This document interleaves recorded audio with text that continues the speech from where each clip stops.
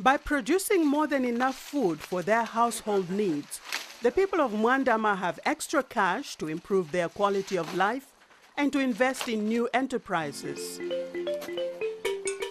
Most of Mwandama households have achieved the food security.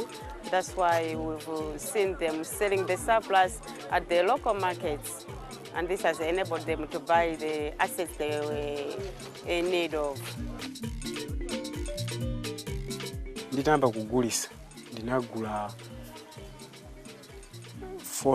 From the sales of my produce, I bought livestock, a phone, and items for the grocery store.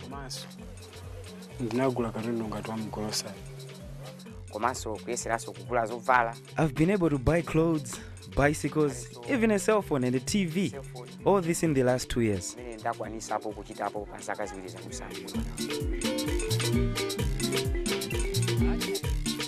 Low-lying fields called dimbas were often left idle during the cooler, drier months. But this land has moisture when the rest of the landscape is parched and dry. With income from the maize harvests, Mwandama farmers have the resources to make these dimbas more productive. The people have invested part of their extra income in the dimbas by buying the inputs which they require in the dimbas. The dimbas are simply wetlands. The farmers here use these dimbas to grow some high-value crops. These are mainly vegetables. Like leafy vegetables, we are talking of cabbages, rape, mustard, and there are some high-value crops like tomatoes, onions, and maize, which is sold as green in the dry season.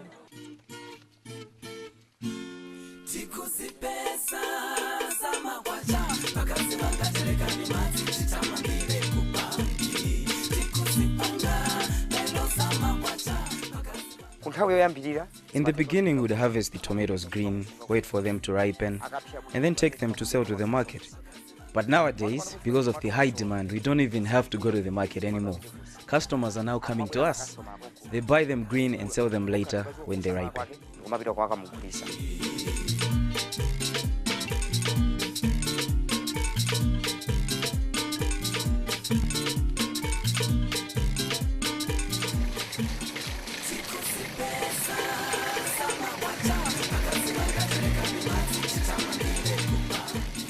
The goal of the Millennium Villages project is to help small-scale farmers move beyond year-to-year survival.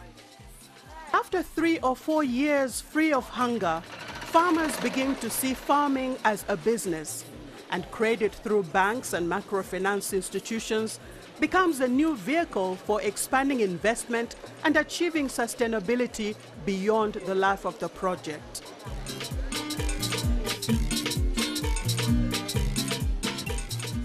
In 2008, a mobile bank started operating in Mwandama. The bank now has over 1,000 clients who have savings accounts.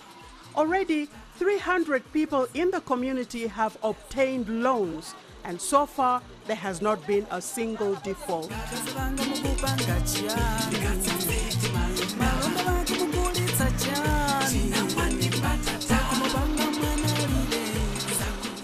Today, as you can see, it's a busy day.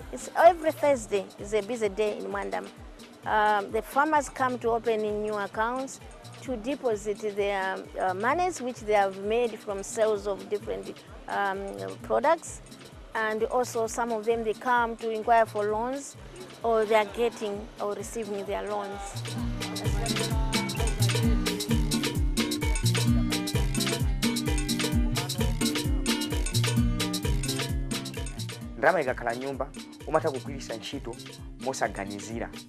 Keeping money in the house means you end up misusing it just because it is there. But putting it in the bank means you plan. You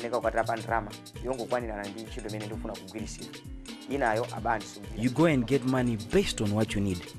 The rest you leave to collect interest. You can also access loans based on how well you manage your money.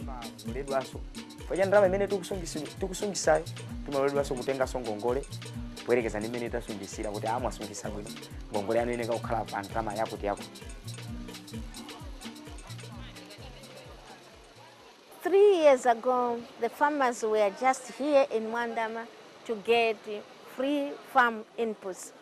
But now, the same farmers are queuing to open accounts, deposit money from the sales of their farm produce.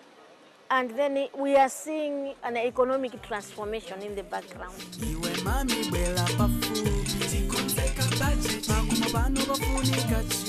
So we can see now money, cash, actual cash flowing in the village.